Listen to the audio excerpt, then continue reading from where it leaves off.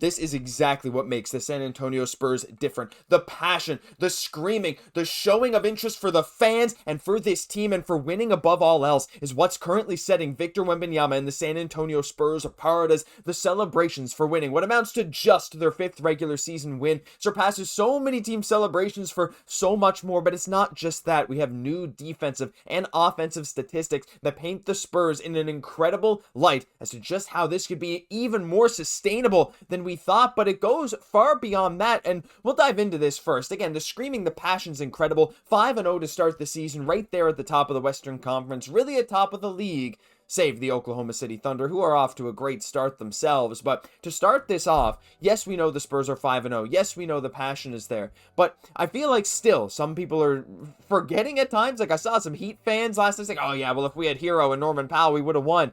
The Spurs are still without De'Aaron Fox, Luke Kornet, Jeremy Sochan, Lindy Waters, more.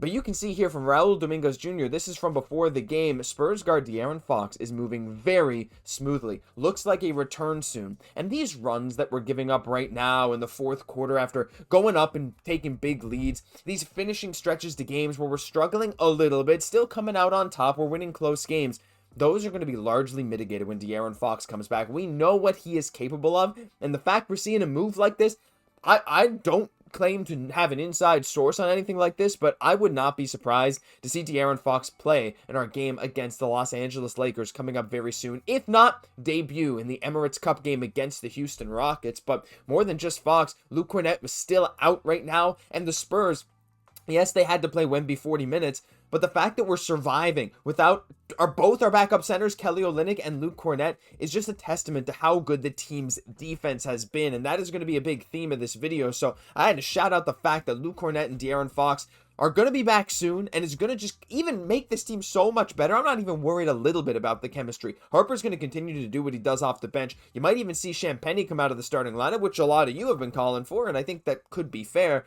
But look, there's so much more to it than this, and I want to just give a little positive note as well, like something that maybe we don't even talk about very much because we're so interested in the Spurs winning right now. That's the main focus, and again, I'll dive into some bigger stats in just a moment. You'll want to see these. They're nuts. But I just want to show this as well. Spurs News tweeted this out. Like, this is something we kind of know inherently, but don't look at very often. Here are the Spurs' future first-round picks. We have the Atlanta swap this year. We'll probably be doing videos as the season's going on about the Hawks. We have Atlanta's unprotected pick next year. We have a Boston swap in 2028. In 2030, we get the best pick of ourselves, Dallas or Minnesota. In 2031, we have a swap right with the Sacramento Kings. Now, some of these may not convey, but with how good the Spurs are looking right now and how some other teams are maybe falling off of it, the Hawks have struggled to start. I'm sure they'll bounce back. Boston, who knows in the next couple of years. Dallas, who knows in the next couple of years. There is so much potential for this team to grow even more. And I find it hard to even say that this team will get so much better. Not hard to say as in, like, I don't think it'll happen. Almost hard to comprehend that our core is so young. Harper and Castle and Wemby are all under 22 doing this. And what I want to show you next is something that just is like the culmination of all of this so far, this amazing 5-0 start. This is the list of the top 6 players in terms of individual defensive rating. Defensive rating is just points given up per 100 possessions while this player is on the floor, in essence, right?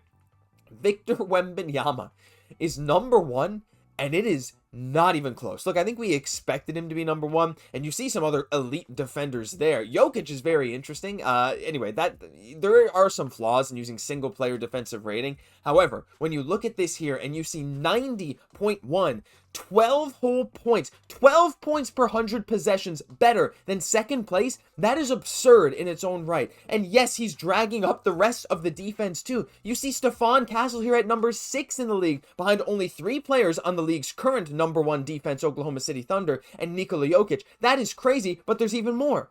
If you go further down this list, you also see Dylan Harper, which is just crazy on its own, and I think a lot of that is a product of Wemby pulling the team up, but also Dylan Harper putting in some absolute work defensively, especially in the Spurs' last game last night against Miami. It's been crazy, but I got even more to show you here. Take a look at this. Make it a bit bigger. This is the efficiency landscape of the NBA as of today, October 31st. Happy Halloween. Boo! Kirk Goldsberry, sorry if I scared you there. Oh, I scared myself. You can see the San Antonio Spurs up there in the top right where they deserve to be. 5-0. +2 or number 2 in terms of net rating, number 8 in offensive efficiency, number 2 in defensive efficiency, only behind the Thunder. But the Thunder have the 17th best offense. It's not just the defense, right? The defense is one thing, and I'll dive into some more stats in a moment, but it's the offense, again, without De'Aaron Fox on this team, that is game-changing for this team.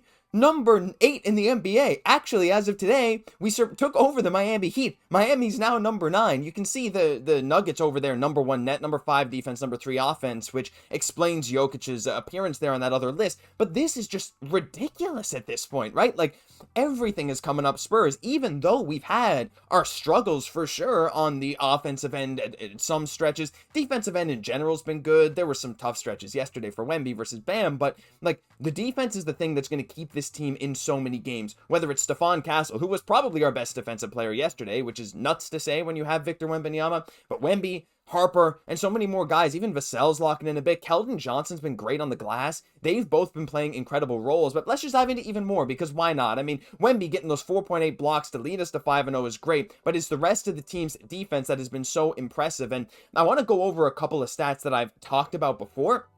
And I talked about this a couple days ago.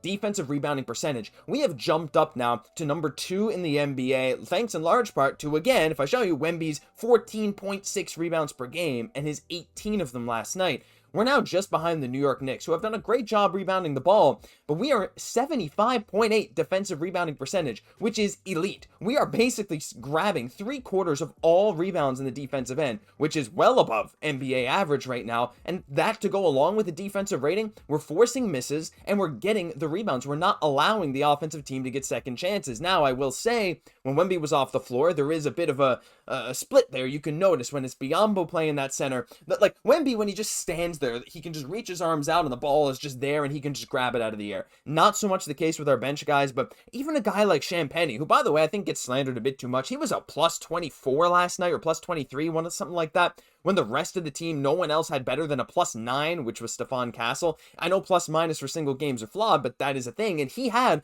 a lot of rebounds. He's been grabbing lots of boards, so the guys have been pitching in when Wemby's been off the floor.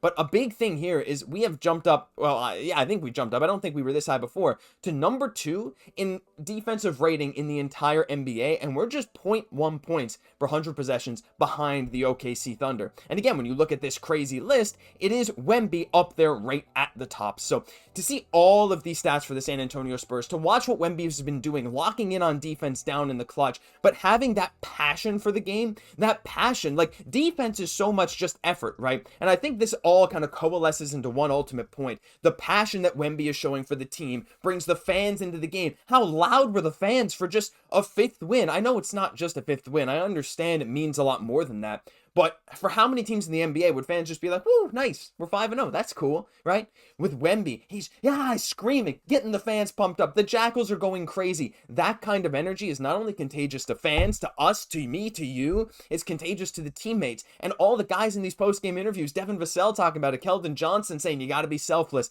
These guys are playing for each other. And when you have that passion, that intensity for the team, that will also help your defense more than, well, not more than coaching could, because Sean Sweeney, I got to say his name before this video is done. Shout out to that man. This defense has looked crazy. I'm not saying it's just him, because obviously we have some talented defensive players, but what a great hire that is looking to be so far. Corliss Williamson as well. Mitch Johnson handling the rotations fairly well. He's not afraid to play Wemby 40 minutes now. So many good things coalescing into one, and it's why what's going on in San Antonio, excuse me, I'm getting so excited, getting emotional. San Antonio is different right now than so many other teams.